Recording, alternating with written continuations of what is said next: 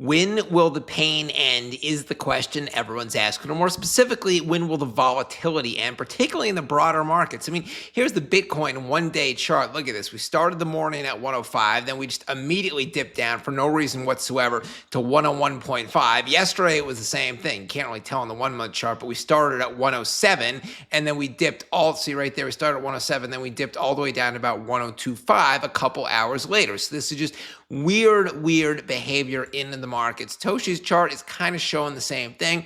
We're at about 210 million. Obviously, on the 30-day, it's not that great. The good news is we have sort of consolidated here in the last week, 8-9 days, etc. And Toshi is catching up to Brett again. Here's Brett, 215.5 million. Here's Toshi, just about 210 million. And now we're going to get into the specific reasons why the market is so volatile in a sec. We're also going to talk about the outlook for Toshi. But first, just an update from this YouTube channel sponsor, BTCC Exchange. So they have launched their latest campaign. This could be the best one yet. It's called the Black Friday Flash Deal. It started 2 days ago on November 10th, and it runs through the end of the month, November 30th, to end coinciding with Black Friday shopping day in the USA. So you have about 18 days left. It is another futures-based campaign, and it's another deposit and volume-based challenge. So the more money you deposit into BTCC and the more money you trade on their futures platform, then the greater the amount of a trading fund voucher will be that you can use to trade on their Futures Pro platform. And the greater the number of points you will get are, the more points you accumulate, then the greater your chance of winning any of these really cool prizes like 0.1 BTC, some Jaren Jackson Jr. signed sneakers and other merchandise, a 100-gram gold bar, iPhone 17, a BTCC mystery box, and then more trading fund vouchers. So if you want to enter this campaign or just create an account on BTCC, use any of these links at the top of the description. So now back to the market and Toshi. So why exactly is the Bitcoin chart looking like this insane 24-hour thing? I mean, we started the day at 103K, then we went up to about 106.5, almost 107, and then we just dumped hard to 101 where we are now. This is literally like a roller coaster. It's going up to the top, and then boom, that's the drop. That's the free fall. So what's causing this volatility?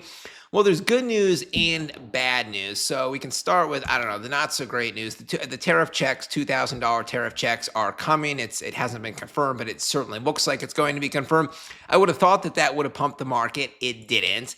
Then there is the government is expected to end the shutdown tonight at midnight. It hasn't been fully confirmed, but they are voting later this evening to end it at midnight tonight, and it is expected to pass. So again, I would have thought that news that it's going to be over finally would have pumped the market. Nope, hasn't really done that.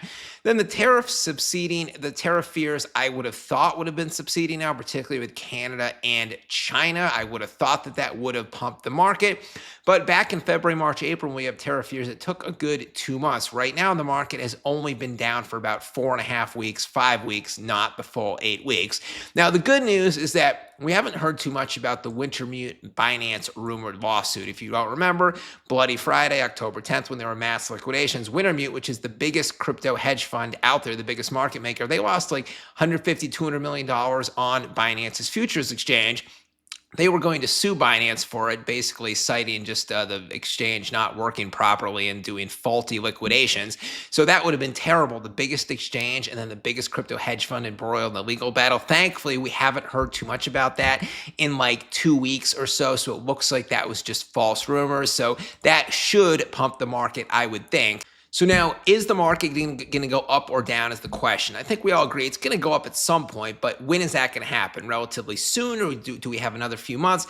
I think the most telling indicator is looking at the Bitcoin charts from earlier this year, February through April, because you might remember we were just in the doldrums. Bitcoin at one point went down all the way from 76,000. It was at about, what was that, like 98,000 here, went down to 76,000, kind of similar to this 125,000 down to 101,000 right here. During this dip, Ethereum got down into the 1400s.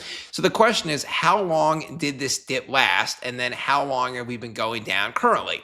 So I did the math. Basically, we started going down right here, February 22nd, and then we bottomed on April 8th. That is exactly 6.5 weeks. We bottomed 6.5 weeks in. Right now, I did the math. We started going down on October 7th. That is exactly 5 weeks ago. So let me repeat that. We've been going down for 5 weeks.